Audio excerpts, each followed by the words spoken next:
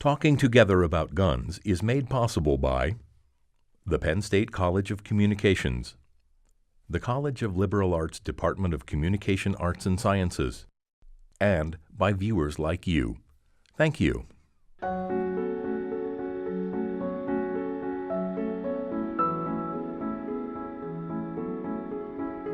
Good evening, and thank you for joining us for this community forum on the issues raised by the Armor of Light, which is part of a series of events this spring at Penn State called Talking Together About Guns. I'm Dr. Matt Jordan, Associate Professor of Media Studies in the College of Communications at Penn State. America has a complicated relationship to guns. Every day in America, around 30 people are shot dead, and this is not counting suicides. This is around 20 times the average for the next 30 countries on the list. While other countries have studied the problem related to guns and created laws to limit the loss of life, in America, a righteous faith in guns often keeps this conversation from ever getting started. Over the last 30 years, we have seen the right to own a gun enshrined as an absolute, and attempts to limit that right framed as heresy. But is this absolute faith in guns at odds with religious faiths that believe in the sanctity of life? This is the spiritual and social conundrum we saw Pastor Rob Schenck struggle with in Armor of Light. And like all difficult issues, the only way to make sense of it is to talk about it as we search for common ground and shared solutions. Tonight we have a panel of experts who can help with this difficult conversation. Let's meet our guests. Gary Dahl is the senior pastor of the Faith Baptist Church of Altoona. Deb Marteslow is the Pennsylvania chapter leader for Moms Demand Action for Gun Sense in America. Lacey Wallace is an assistant professor of criminal justice at Penn State Altoona. And Ben Weidman is the campus pastor for Third Way Collective of the University Mennonite Church. I'm struck by one of the things that we see in the documentary, which is that it's actually an example of a really successful conversation. That two people of different political persuasions are joined together by a common language about the moral sanctity of life. I'm wondering, Gary and Ben, as faith leaders, why do you think it's important to talk about the sanctity of life in moral language? Well, I think it's important to get it out on the table. I think that one of the things that creates division, whether it's in the church or in the nation, is when people are not willing to be truthful in talking about these issues. The more we get them out on the table and the more we talk about the issues, the more we can understand each other. I've often said that good communication means that you try to understand the other person, where the other person's coming from. And if you seek to understand, then you will be understood. And I think that's one of the reasons why that's a good policy to follow.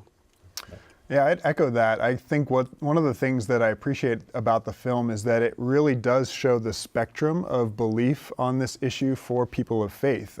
Two Christians who are coming at this from very different angles, and they're wrestling with the other people of faith in their lives who don't quite understand where they're coming from.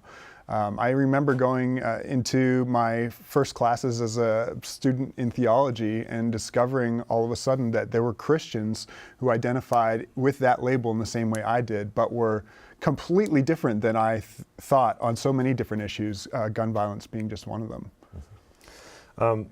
One of the other issues, of course, in the film that's framed in moral language is the right to own a gun, which is framed with a language of rights.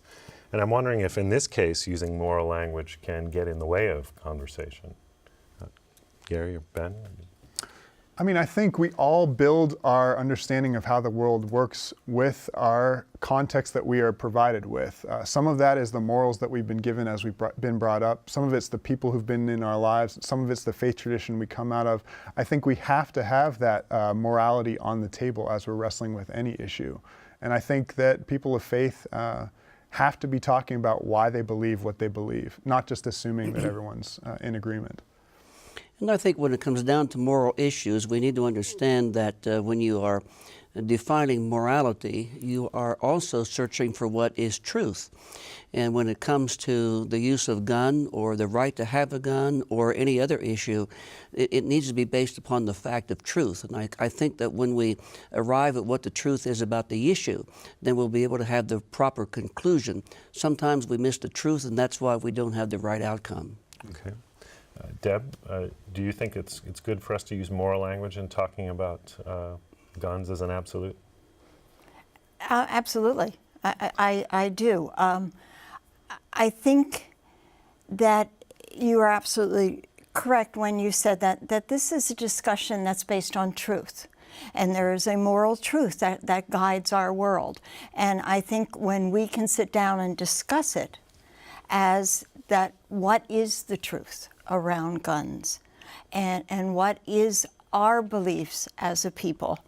I think one of the things where we have gotten a bit astray in this country is that sometimes we put our rights above what is right. And that can become a very confused issue. Okay. There are two faith communities that are most closely associated with the sanctity of life, I think, are Catholics and white evangelical Protestants. And yet they see this issue very differently. The white evangelicals, about 57% live in homes with one or more persons owning a weapon. By contrast, only about 31% of Catholics do. And while 62% of Catholics and 62% of all people without religious affiliation are in favor of sensible gun control laws, only 35% of evangelical Protestants are. Well, Gary, what do you think accounts for that disparity? Well, I'm not sure that I know what accounts for that. I do know that most evangelicals are individuals who believe in small government. And as a result of wanting small government, we don't want to have restrictions upon us. We believe that the United States of America was founded on freedom. Now, freedom or liberty doesn't mean the freedom to do anything that you want to do. Freedom and liberty operates on values, operates on principles, obviously. But I would think that the reason why those of us who are evangelicals would like to have fewer restrictions on guns is simply because of the fact that we don't want big government telling us what we ought to do or how we ought to think. Okay. Do you feel that is at odds with your belief in the sanctity of life? Oh, no, I think not at all. You know, certainly, as Rob Shanks said, and by the way, just as a disclaimer, I've known Rob personally since 1999. I am a member of his board. I know that's probably not why I'm on this panel, but I am a member of his board and also a card-carrying member of the NRA. But I try to look at all these from the matter of truth and from the matter of reality. And so I'm very pro-life, very pro-life. And I think that when we take into consideration how we should use guns, you know, talking about guns, are guns proper? Do we have the right to have guns? We need to keep in mind that the gun itself, as was brought out in the film, the gun itself does not kill an individual. The improper use of the gun kills an individual. And, you know, even when you come down to the point of talking about self-protection, if somebody came after me, my goal, if I had a gun to protect myself, would not be to kill the person.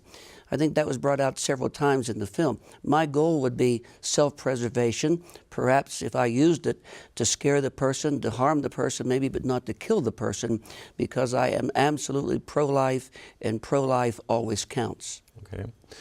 Lacey, you study people who are ambivalent about owning guns, who buy them for safety but don't feel comfortable with that as part of their identity. What do you think accounts for their ambivalence? Well, I've actually asked them, and in my research, a lot of them point out that they're afraid to talk about guns because they worry that other people will judge them negatively, people who don't feel the same way. And so in my research, I found that people are pretty comfortable with family and friends. So even within congregations, even sharing whether they own a gun or not and why. But once you get outside of that friend or family barrier, they're much less willing to even share it with a pediatrician or a police officer requesting that information, the works. Okay. Did they describe why they want to own guns? Why they want to own guns? Well, top reason is personal protection, but kind of the very second close one would be sport and hunting, which we also see in that film. Okay. Ben, you are associated with a kind of a pacifist tradition. Yeah.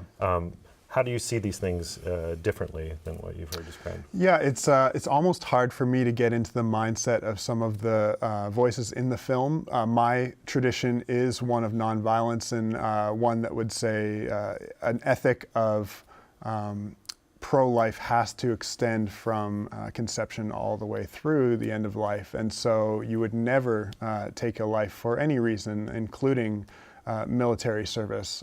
So the Mennonite tradition that I come from has a long-standing tradition of being conscientious objectors. I think my hypothesis for the difference between evangelicals and Catholics that you pointed out would be the way that conservative evangelicalism has meshed so well with American nationalism. I think Catholics are able to separate their faith a little bit because their allegiance is to the Pope and is separate a little bit more than the way that God and country has become so meshed together in this place that we're living in. So yeah, it's a little bit more challenging for me to get into the mindset. Those are the, when I hear about card-carrying Christians who really think we all need to be arming ourselves, that's when I grimace and want to back away from even calling myself a Christian, because that just is so much in tension with the context that I'm coming from. Okay. So I just looked up, there's a group called Gun Violence. It's an organization, and they keep statistics that are running. And today I looked it up just to see what happened today. There's a nice little thing that says in the last 72 hours on this. And just today, I checked right before we came on, there were 16 shootings. There were 4 people killed and 10 injured. So it's actually a fairly low count day. But there was a plant shooting today in Cooksville, Tennessee. There was a spurned wife who came to the plant upset and shot at her husband and the other woman. And one of the things that we hear in the film say a lot is, and one of the pastors said, this film is firearms in the hands of good people save lives. Deb, do the facts back up this assertion? No. Actually, no. The statistics do not back that up. We have 22 times the gun death rate in our country of any other developed country. And for women in the home, a presence of a gun in a home situation that includes domestic violence increases the risk to the wife 5 times. A good person can want to help in a situation. However, there's much more than wanting to help. To really be able to handle a gun in a high stress situation requires more than just that need to help, the need to protect others or to protect themselves. It requires extensive training. It requires really sitting down and thinking about, do I have the temperament? Do I have the reflexes? Do I have the calmness to keep my calm in a situation? For instance, Gabby Giffords, when she was shot, there was a concealed carry permit holder there. And he made the decision not to use his gun. And after it was over, he said, I am so glad I chose not to, because I would have shot the wrong person. So we are not a society of Jethro Gibbs. We're just a society of people who have to really very carefully evaluate whether we could handle a situation like that. So being a good guy isn't enough. Being a well-trained, calm personality under stressful situations, willing to analyze the situation before reacting, is also a big part of the equation. I agree with Deb that it's important that if a person uses a gun, they understand that gun. I mean, if you have a gun, you ought to know what it's all about, the dangers of it, how to use it, how to protect it, how to keep it in the right spot, and so forth and so on. But there's one matter that I think concerns me more every time we get into this particular discussion, and that is, and I'll put it into a question, was anybody ever killed before they invented a gun? And the answer is yes. People didn't die from weapons. We didn't have to wait till guns came along before people died of weapons. In the scripture, the first murder that took place was without a gun. And it's only up until the last several hundred years that we've had guns. And so the issue is much broader than the gun or the use of the gun. The issue has to go back to truth and the morality, the heart. And when people live according to true morality and truth, then they will be in control. If somebody wants to kill somebody, they'll be able to find a weapon to use to kill that person. That's unfortunate, but I think that that's where sometimes we need to put the argument. It's much broader than the use of a gun. You can use a knife, you can use a stick, you can use a fist. What we need is a society that understands the concept of self-control. You've heard just one of the most repeated phrases that one hears about gun debates in America and gun owners shows this maxim, a good guy with a gun can stop a bad guy with a gun. Just how much have people taken on this line of thought at Penn State? Junior broadcasting major Chloe Cullen found out.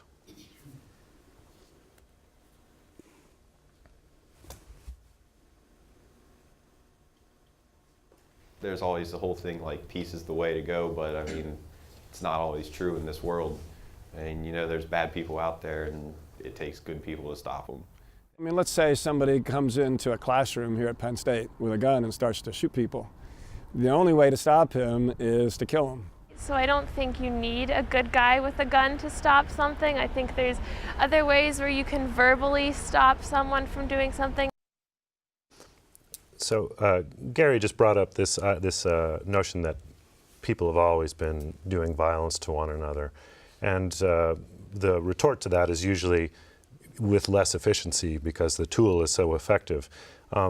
Lacey, you look at trying to make the technology less deadly, you might say. For instance, you've been looking at smart guns, Yes. which would do a lot to help the toddler killing problem, which last year were more than one a week of toddlers killing people. Yet there's been intense resistance to that. How do you account for that? Well, at least within the gun owner community, there's a lot of concern about whether the weapons are going to be equally effective if they are used in a self-defense situation. The folks that I've studied and that I've asked this question to have said one of their worries is, say, their gun is only authorized for them. What if their significant other or their child needs it to defend themselves? And they have that concern as well. And some of the technology has evolved to handle that. There's recently been a gun developed that will handle multiple authorized users, but there's a lack of education out there. A lot of people don't know what the technology is, or it's confusing, it's understudied, and so it leaves people with more questions than answers. Okay. Has your group tried to promote technologies like that and answers like that? Absolutely. We support that. One of our big campaigns is keeping guns out of the hands of children. And we are losing children at an alarming rate, toddlers, who are finding unsecured loaded guns in the home. And one of the answers to that definitely would be the smart gun. But there has been resistance. Part of it is the cost, but there's also another part of it that the NRA has actively stood up against it. There was a gun dealer in California who offered smart guns for sale and was actually pressured with threats if he continued to do so. But we believe that that is one of the simplest, easiest solutions once those technologies are handled to stop it.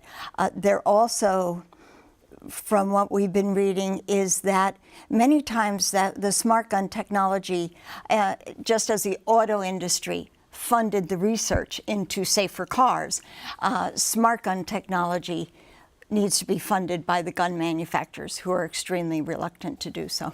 Yet the auto industry was very effective at limiting the number of casualties by inventing safety mechanisms that did so. Correct. I'm struck by, Ben, how dark some of the narratives are that justify this defensive posture. How does that comport with your view of a Christian worldview? Yeah, I'm carrying a story with me right now. Someone I graduated with who worked for the UN in the Congo just lost their life. His name was MJ Sharp. He was a UN peace worker who would go into rebel territory, get to know people, build relationships, and try and convince people to lay down their weapons peacefully without any armed force. And he tragically lost his life doing that kind of work right now, and his parents have been able to offer his peace theology as a witness in sharing his story with federal agents who have accompanied the body home, with people from the FBI who want to hear the story. So it's very real for me right now what it means to go the way of peace instead of going what I see as the way of violence, of arming yourself.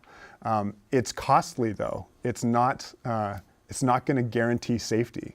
And I think that's very clear to me as well. And I think that Scripture shows us that. It's not a message that says, if you are a person who loves peace and never picks up a weapon, you will always live a long and full life.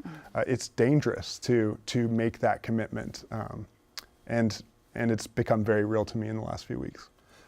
Gary, do you worry that the gun culture kind of pulls away from people from thinking about peaceful resolution by offering a kind of a quick fix? I think it's an argument to take into consideration, but in light of what Ben said there, by virtue of the fact that one owns a gun or has a gun does not necessarily mean that this is an individual who would be in support of violence. So many times it was brought out even in the film that Jesus Christ did not ever call for violence. Well, that's true. He never did. But it's also interesting to note that when he sent out his disciples, he told them to sell a garment and buy a gun. Why? Not because of the fact that they were going to go out there offensively and aggressively create violence and try to kill somebody, but just by did I say he said to sell? Sword. I didn't mean to buy a gun. They didn't have guns back there, but to buy a sword. Right. I'll correct myself. Right. And but the point of it is that that was for self-preservation, for self-protection, and so by virtue of the fact that a person has a gun, does not necessarily mean that they are going to be a violent person. You take a policeman, policewoman, whatever the case may be. They're referred to as what? Peace officers. Did they carry guns? Sure. Why? To keep the peace, to protect the peace, not to disrupt. And I think it goes back once again to what I said earlier, that it's how the person uses the gun and the attitude that the person who carries it has in their mind. Okay. May I address sure, that? Please. I want to clarify that Moms Demand Action for Gun Sense in America is not anti-gun. There are 2 hunting rifles locked away in my attic, and one is a treasured heirloom passed from my father-in-law to my husband.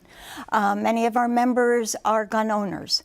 Many of our members are or were members of the NRA. We are not anti-gun, we are anti-gun violence. And you're absolutely correct. Owning a gun does not mean you are a violent person by any stretch of the imagination. And there are many people who, especially here in Pennsylvania, love to hunt. And I have a brother-in-law who's a collector and a sportsman shooter, and he says it's fun. It's fun to shoot a gun. And absolutely, that's our right in America. We support the Second Amendment. We have the right. However, in America, too many times, we are allowing people who should never be allowed to get their hands on guns to do so because of loopholes in their law. For instance, at the federal level, any gun can be bought privately without a background check. In Pennsylvania, we do require a background check on the private sales of handguns, but that means that long barrel guns, including an AR-15, an AK-47, could be bought privately without going through that background check, which means convicted felons can easily get their hands legally on a gun in Pennsylvania. So we work not to eliminate guns, and nor do we want to ever eliminate guns, and we would frankly fight that. But we do work to find ways to hinder those people who would use guns to do harm from getting their hands on them. Yeah. Gary, you said you're a card-carrying member of the NRA. Why do you think the NRA is so opposed to sensible? I mean, the car industry that she brought up as an example, that was a great public relations thing that they did because they were able to make it seem that their product was, that they cared. Mm-hmm. Why is the NRA so absolute about this? Well, again, I think that the NRA, because of their very nature and what they stand for, once again, they don't like the concept of big government, and that's why they, in many occasions, will stand against any kind of background check, for instance, bringing this into the conversation. And though I'm a member of the NRA and have been for many, many years, I think it's only reasonable if a person is going to buy a gun that there be the right kind of background check to understand who that person is. You don't want a convicted felon to be able to have a gun legally. And you might even take in the situation a person's mental condition would determine whether or not he or she should have a gun as well. So I personally am not opposed to good background checks in having a gun. I own guns, I've had the background check, and I support it. And I wish that the NRA would even be stronger in their support of it as well. Have you done research on this? I was actually going to ask if I could build on that. The NRA isn't necessarily anti all policies. They've even come out with a statement on smart guns saying they don't object to smart guns. They actually support the technology. What they object to are laws mandating that every single firearm out there be a smart gun, at least until we have more information. So they've kind of softened their stance a little bit on some of the more recent efforts. Okay. But not on all efforts? Not on all, not on all, but on some. Okay. One of the things I was struck by as we were thinking about this again is how this kind of language that the NRA uses sometimes, and we heard a lot of the Wayne LaPierre, the spokesperson and whatnot, kind of lumping them all together and saying it's an all or nothing approach. And it does seem that this gets in the way of talking through these things pragmatically and sensibly along those lines. Has the Third Way Collective taken any stances on these things? Yeah, I don't think we've adopted an official political stance, but we have been active on campus in getting conversations started. A group that we brought to campus around MLK Week was Raw Tools. Raw Tools is a group of blacksmiths. They take guns that have been donated to them, often guns that were used in a violent crime, and using their blacksmith equipment, they transform them into garden tools. Symbolically, adopting that biblical model of swords into plowshares and taking something that has taken a life and turning it into something that can bring new life. They have found that it's also been a cathartic movement for families who've lost loved ones to gun violence to be able to pound on an anvil and to have something that's allowing them to bring out the anger and the fear and the frustration they have and put it into the tool that may have taken a life and transform it into something that may bring new life is incredible and very moving. And although many Penn State students would be in favor of Second Amendment rights, it starts a conversation when you hear that anvil ringing and you walk up and see what's going on. Even if you disagree with a gun being transformed into a garden tool, it gets people talking about what's taking place. If you're just joining us, I'm Matt Jordan, and this is our discussion of The Armor of Light, part of our ongoing series Talking Together About Guns. Let me reintroduce our guests. Gary Dull is the senior pastor of the Faith Baptist Church of Altoona. Deb Marteslow is the Pennsylvania chapter leader for Moms Demand Action for Gun Sense in America. Lacey Wallace is the assistant professor of criminal justice at Penn State Altoona, and Ben Weidman is the campus pastor for the Third Way Collective of the University Mennonite Church. We wanted to know what people around campus had to say about the tension between being pro-gun and pro-life, and Chloe Cullen, a junior broadcasting major in the College of Communications, went out and asked. I think you can be pro-life in defending the innocent, but also be able to defend yourself and others when somebody's trying to take away your life. I don't think you'd be pro-life and pro-gun, because a gun is a weapon that can take away a life. And if you're pro-life, then I'm guessing you don't want to be around things that can put life in danger. For people who are pro-gun, I think a lot of it has to do with they have the choice to protect themselves, and pro-life people at the same time feel that unborn babies don't have the option of being able to decide if they should live or not. I'm wondering if you all would care to react to our students and offer them some words of wisdom or guidance. Well, I think, first of all, being pro-life You can be pro-life and pro-gun at the same time. Just because of the fact that you're pro-gun does not mean that you're anti-life, or if you're pro-life does not mean that you're anti-gun.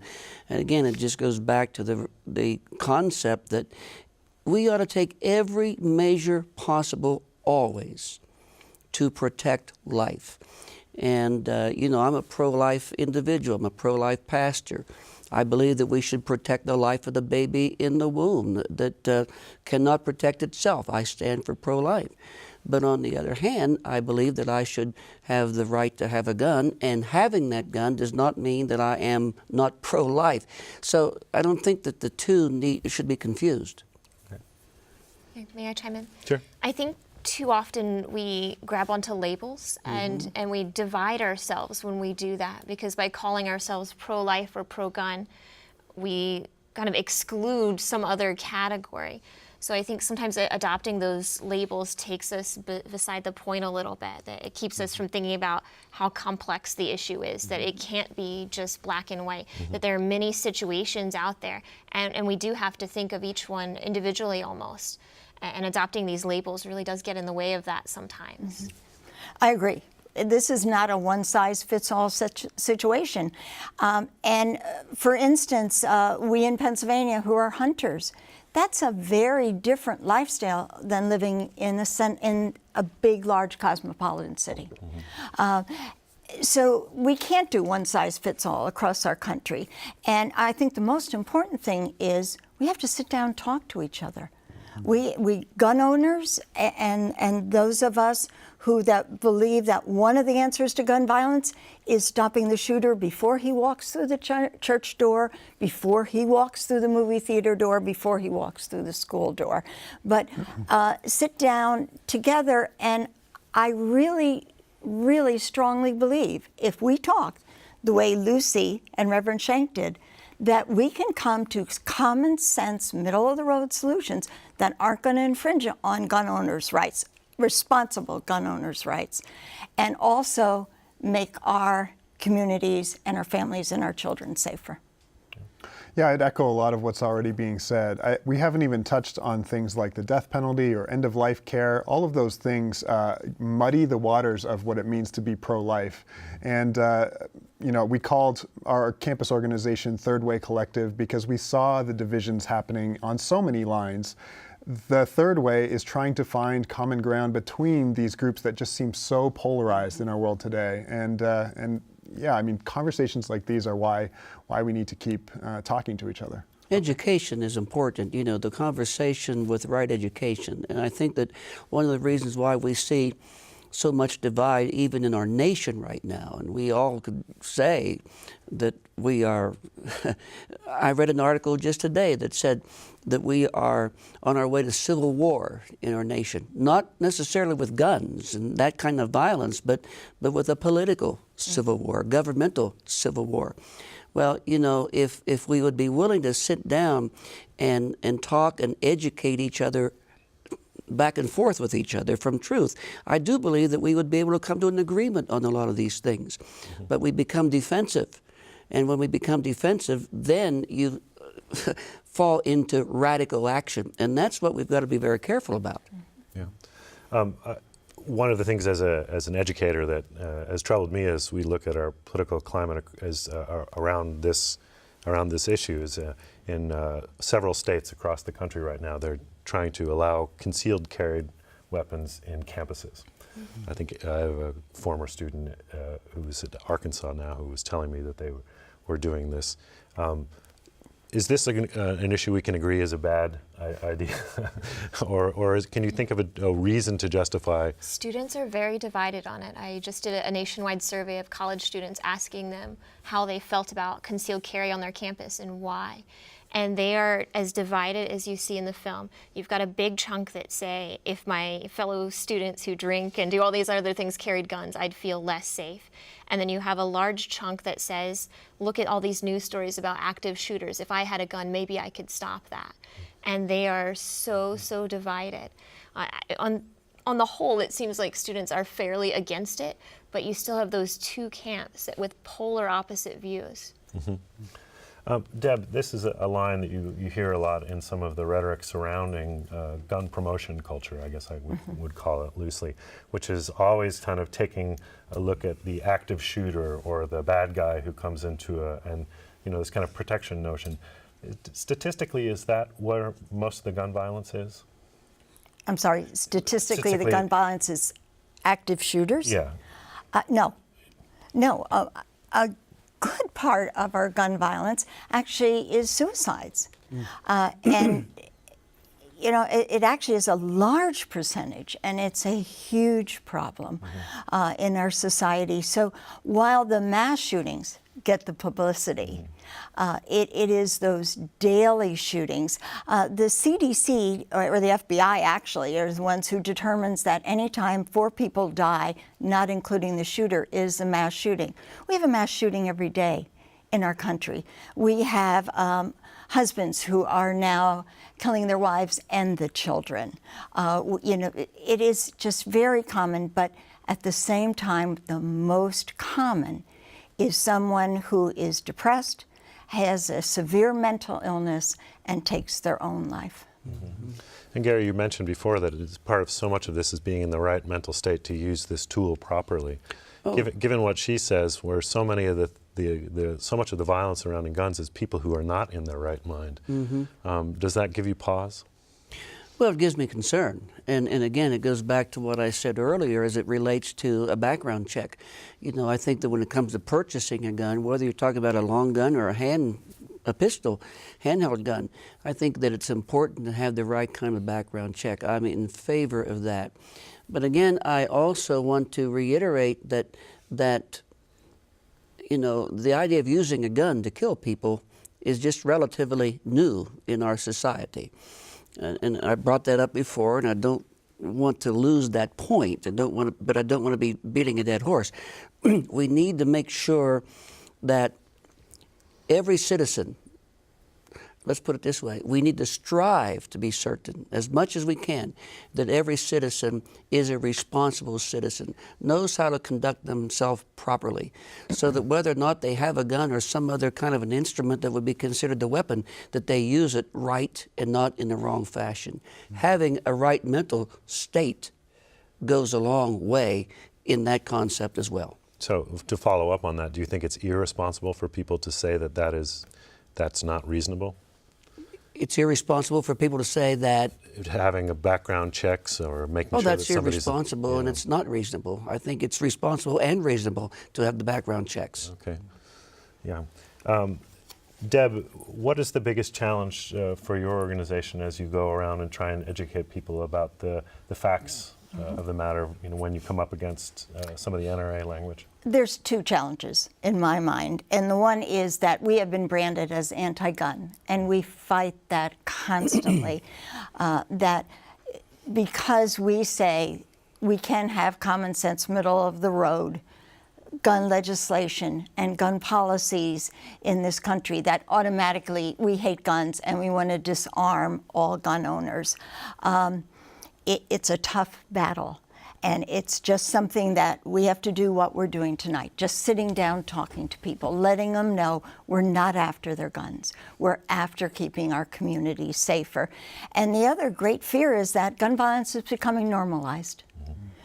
There was an incident just yesterday in San Bernardino, which, by the way, is where Richard Martinez lives, who lost his son. Isla Vista is very close to San Bernardino, where a man went into the building after his wife, who he was angry at. There was a domestic abuse issue, gunned her down and shot 2 small children, one of whom has died.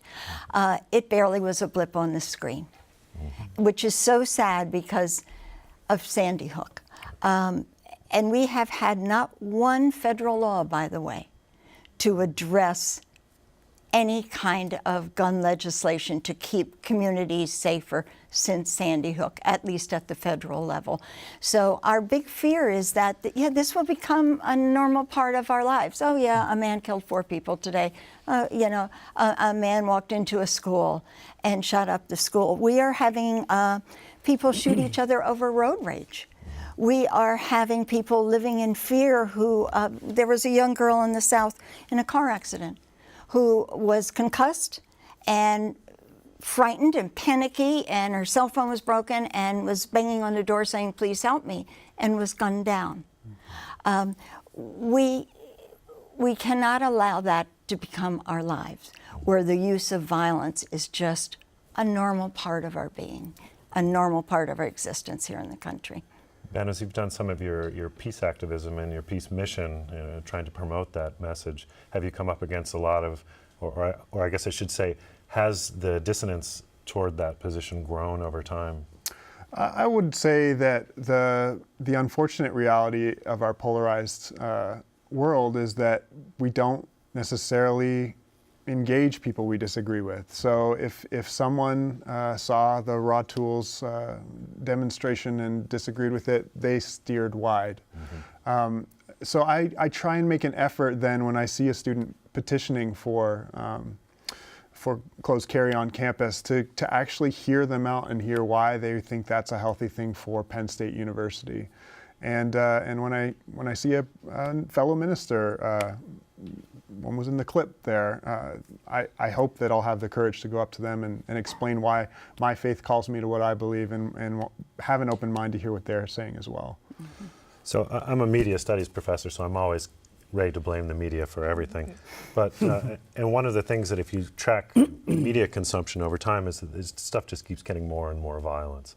And in terms of the normalization of it, you do see a good deal of normalization of resolution in terms of that. So I think this is definitely one of these things where it's an uphill battle to figure out how to teach conflict resolution in a different way. Now, Matt, when you're talking about blaming the media, you're talking about some of the movies and the films and the programs that are out there where it's just filled with violence. I think that is a major issue today. Yeah, just the number of procedural justice shows alone, there are many more murders on TV than there are actually in the country. Yes, that's right. And so it gives people the notion that this stuff is happening all around them, and it may be inculcating them with a kind of a fear that makes them defensive. I'm wondering, as somebody who runs a big church, concerned with different modes of resolution, do you also counsel people in ways to resolve conflicts? Oh, I certainly do. I think that, we have conflicts. There are conflicts between husband and wives. There are conflicts between families. Conflicts are everywhere.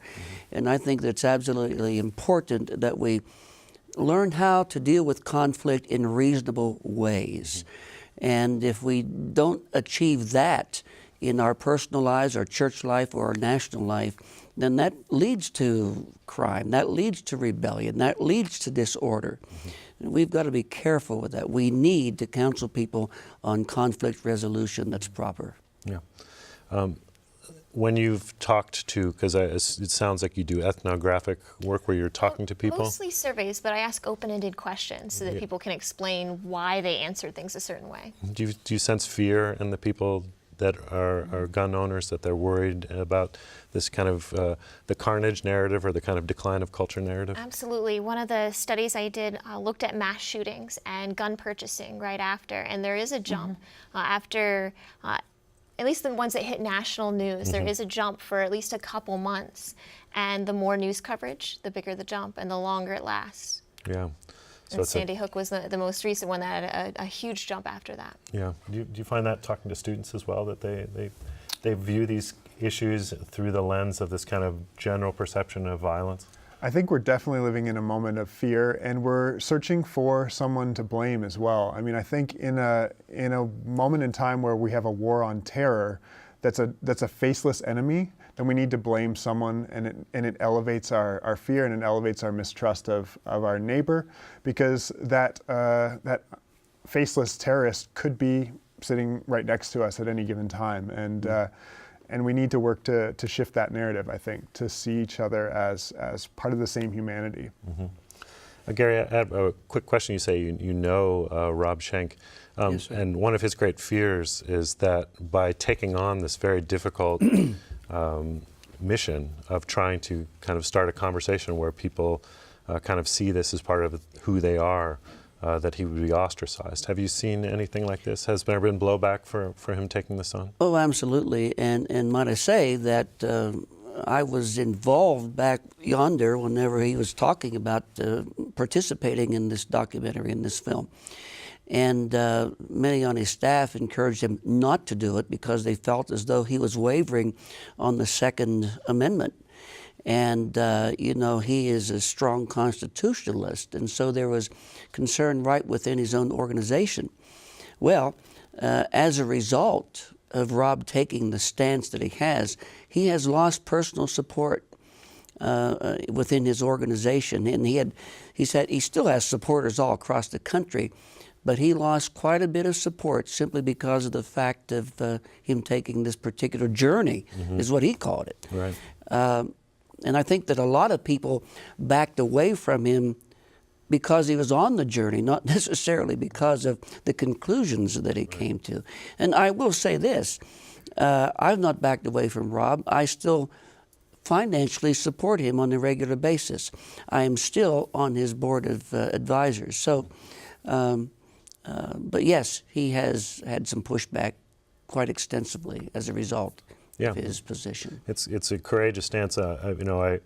I often tell my students that it's really tough for us to know who we are unless we have to confront people who are different from us. So I'm glad to hear that there's kind of pluralism on this within the evangelical community, and it's not completely, unified in that, because I think it's probably healthy. Yeah, and I think that a lot of the people who originally thought that they might separate or move away from Rob, through sitting down and talking with him, they have come to the point, well, he's not anti-Second Amendment.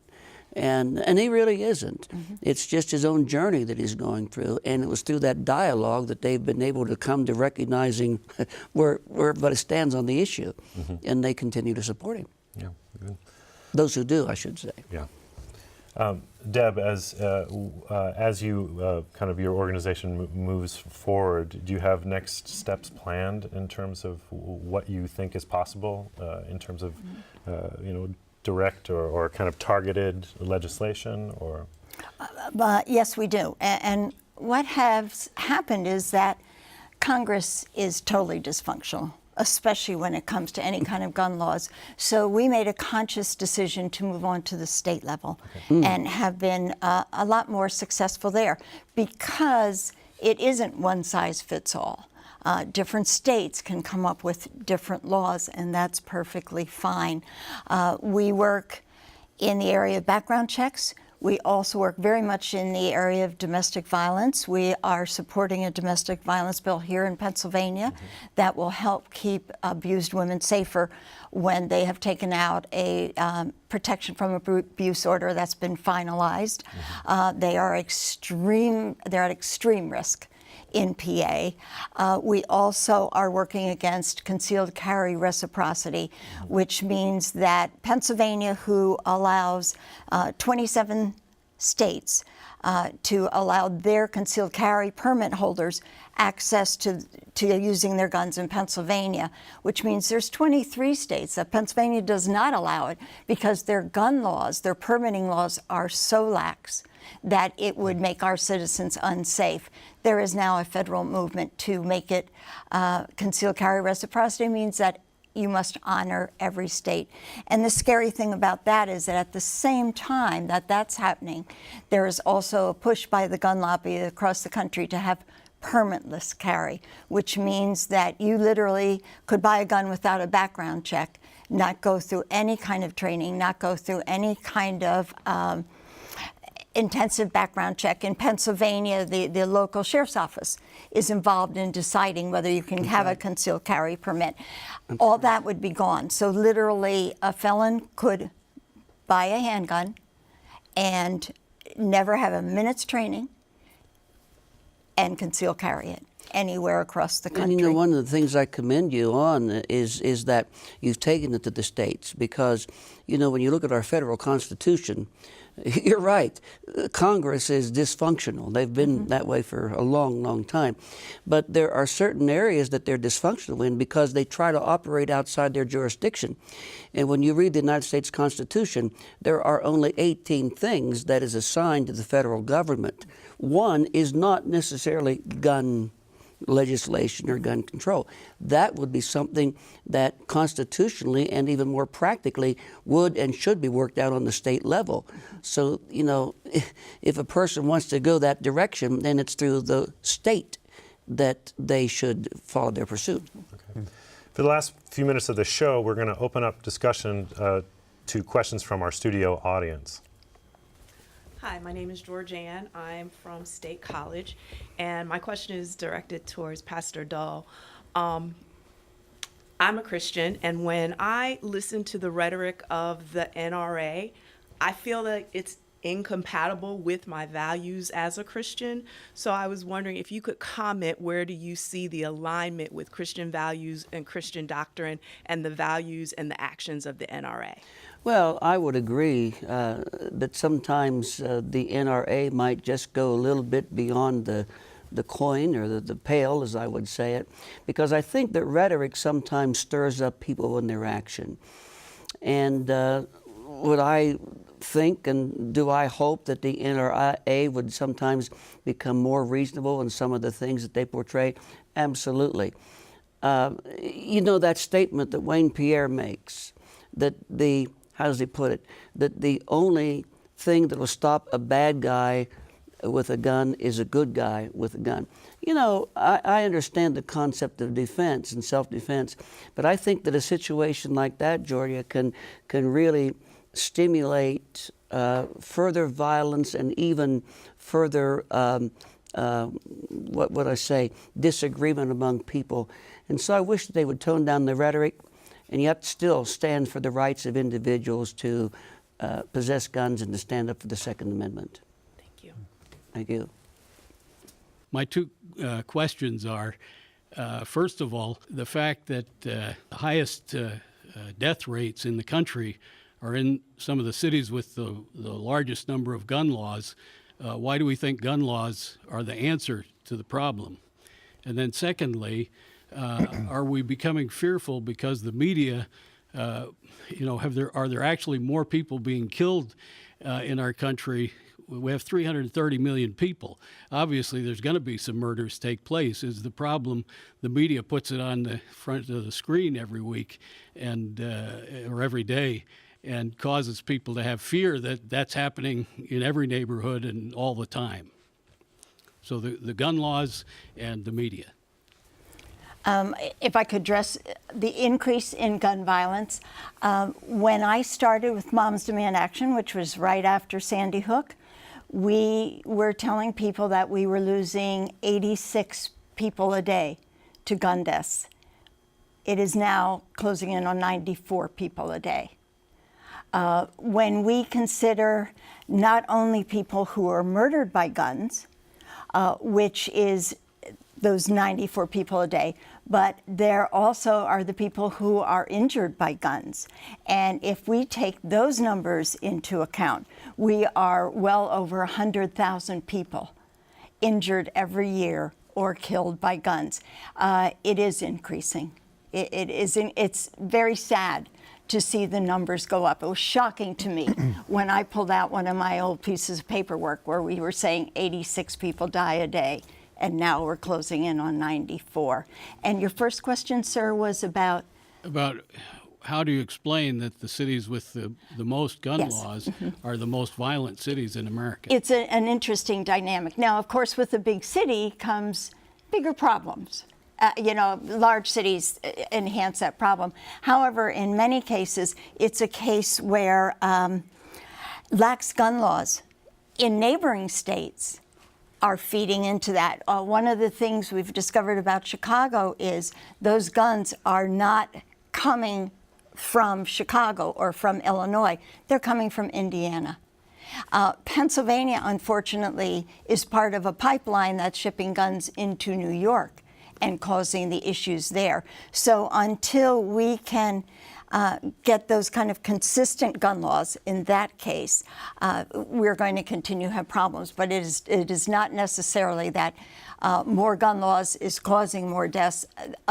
It's more so a case of these guns are being fed into those areas. And I think it's, I read where after the Sandy Hook that these laws that they put on the books decreased the amount of homicides by 40% in Connecticut. So there is evidence that, Absolutely. that sensible laws do have demonstrable effects. And we agree, enforcement is key here. Very much so. We need to have our laws enforced. So we have another question from the audience. Yeah, Reverend Gary mentioned rhetoric, and I think there's no doubt that violent rhetoric is part of the problem. But the one thing that hasn't been mentioned, except when you mentioned that you still support the Reverend in the film, is the role of money in this. I can't help wondering who benefits from the situation that we're facing with the amount of guns that are circulating. So I would welcome comments from anybody about that. I can definitely speak to that. The gun industry in the United States is massive. Millions and millions and millions, and whether it's in guns sold, taxes, the jobs that come out of the industry, it's big business.